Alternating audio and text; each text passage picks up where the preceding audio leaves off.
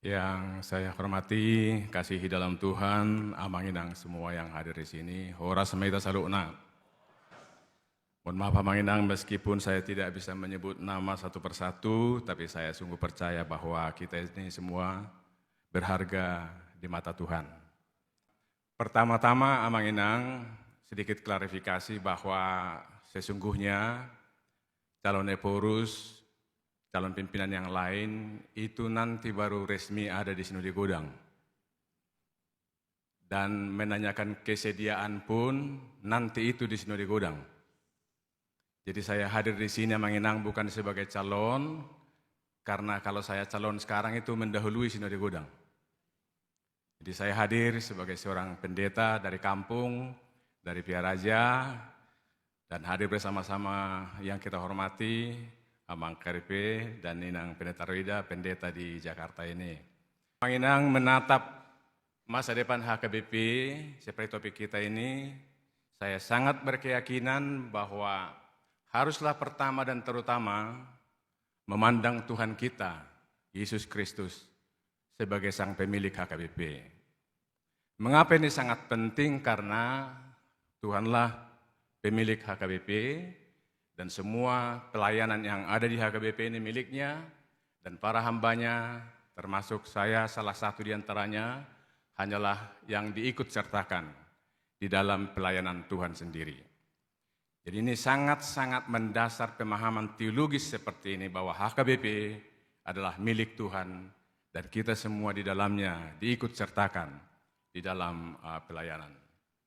Nah, kalau ada pertanyaan, dan selama ini memang seringkali kami menerima pertanyaan, apa visi misi Pendeta Victor Tinambunan kalau menjadi Eporus HKBP?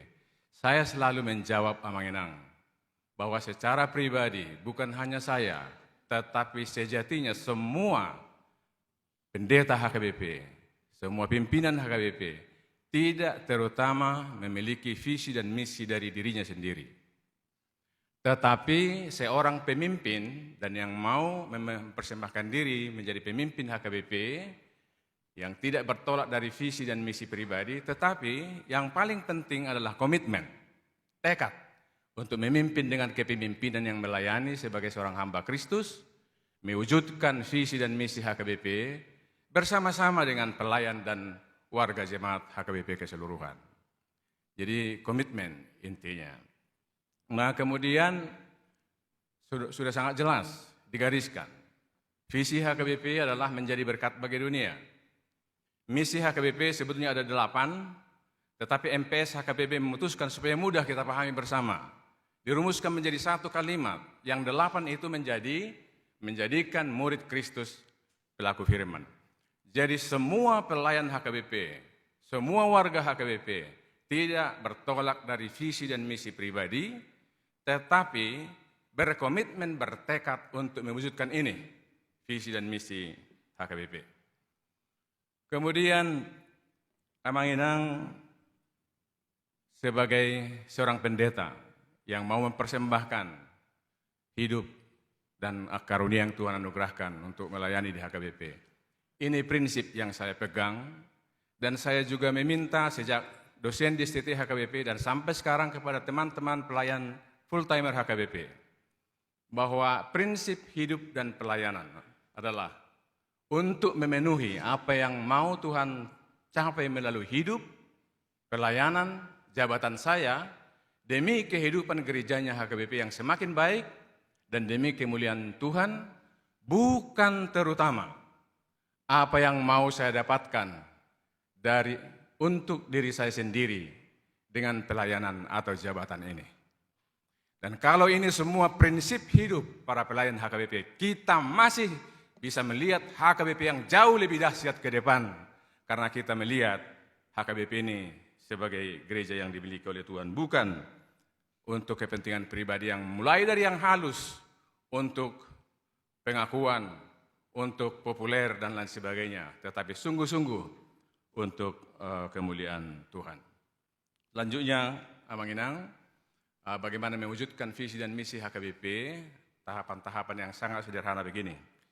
Kita HKBP bersyukur bahwa kita diperlengkapi dengan firman Tuhan Alkitab Dan kita juga sudah punya perangkat yang kalau kita lihat gereja-gereja yang ada di dunia ini, kita bersyukur perangkat HKBP itu luar biasa lengkap.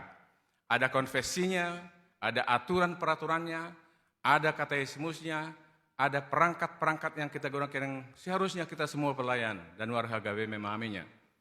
Dan bagaimana seorang pelayan itu komit menjalankan renstra dan keputusan resmi yang diambil oleh HKBP. Keputusan resmi dari rapat preses, rapat MPS, sinode gudang nanti, renstra akan kita putuskan. Nah ini komitmen, harus semua komit di situ.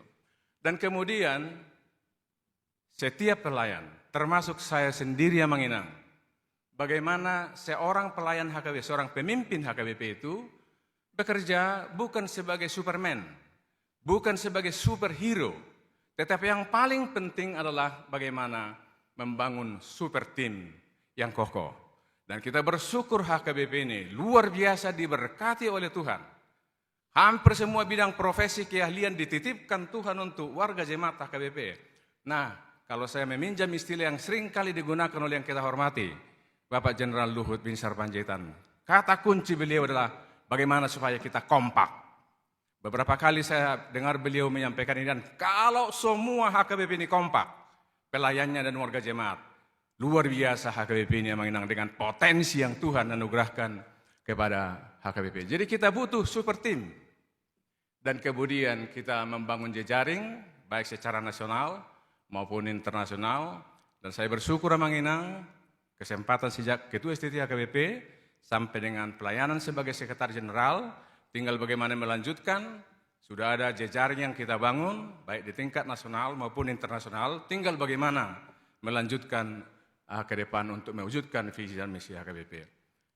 Nah, bagaimana penguatan sentralisasi? Ada 8, tapi saya tidak akan jelaskan di sini semua. Sentralisasi sudah diputuskan, kita harus jalankan.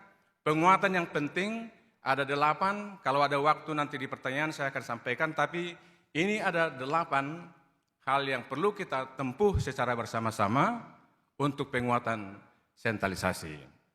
Nah kemudian, dan ini yang paling penting, Manginang, bagaimana keadaan kita, tadi Bapak KRP sudah memberitahukan angka jumlah warga jemaat, tapi ini mendekati kebenaran jumlah warga HKBP 6,5 juta orang. Dari mana kita bisa sampai ke kesimpulan? Manginang, periode ini kami bekerja keras untuk mengisi database. Dan yang terdata sekarang di database HKBP itu 3,2 juta warga jemaat. Dan 3,2 juta ini belum setengah jemaat yang mengisi database. Jadi belum setengah yang mengisi, angka sudah 3,2 juta. Kalau 100% mengisi database, maka tidak meleset. Perkiraan kita ada di kisaran 6,5 juta. Luar biasa. Membuat HKBP ini organisasi keagamaan nomor 3 terbesar di Indonesia. Sesudah NU, Muhammadiyah, baru HKBP organisasi keagamaan nomor 3. Tapi ada satu keprihatinan kita, belajar dari gereja negara maju. Saya lakukan studi yang Manginang, ternyata negara maju, negaranya semakin maju, warga jemaat semakin menurun, dan yang aktif bergereja menurun. 2 negara yang saya cari, saya pelajari, Jerman misalkan, di 2008 masih ada 61% terdaftar anggota gereja, tapi di 2022 sudah menjadi 59% yang terdaftar, dan yang terdaftar ini, yang aktif bergereja setiap hari Minggu hanya 4,3%. Satu lagi negara, Amerika. Kita lihat bagaimana Amerika itu dari tahun ke tahun, 40-73%, tahun 2020 tinggal 47%, yang terdaftar anggota gereja, dan yang terdaftar ini yang aktif bergereja hanya 20%. Negaranya semakin maju, warga jemaat terdaftar menurun, warga jemaat yang aktif bergereja menurun. Indonesia. Kita bersyukur Indonesia negara maju 2045, 21 tahun dari sekarang. Karena itu kita berharap yang hadir di sini semua masih ada 21 ke depan. Tatangnya kosease kita sudah mang. Sahat kita tusi, alai Om Manuaing terakhir, HKBP di 2007 yang aktif bergereja itu 40%. Terakhir sekali, karena ini belum maju sudah seperti ini, terakhir sekali. bagaimana kita supaya kehidupan bergereja ini yang dibutuhkan kesatuan Parhalado dan Ruas HKBP menjadi jemaat misioner sehingga kita kembali menjadi gereja yang besar. Closing statement, Amanginang. Sekali lagi Tuhan yang mendirikan HKBP. Tuhan adalah pemilik HKBP. Masa depan HKBP ada di tangannya. Bersama semua pelayan dan warga HKBP yang dikasihi Tuhan, saya berkomitmen mempersembahkan hidup dan karunia yang Tuhan anugerahkan kepada saya untuk melayani gerejanya HKBP. Kalau peserta Sinode Godang memilih menjadi Eporus HKBP. Terima kasih. Tepuk tangan. Mulai tema. Terima kasih.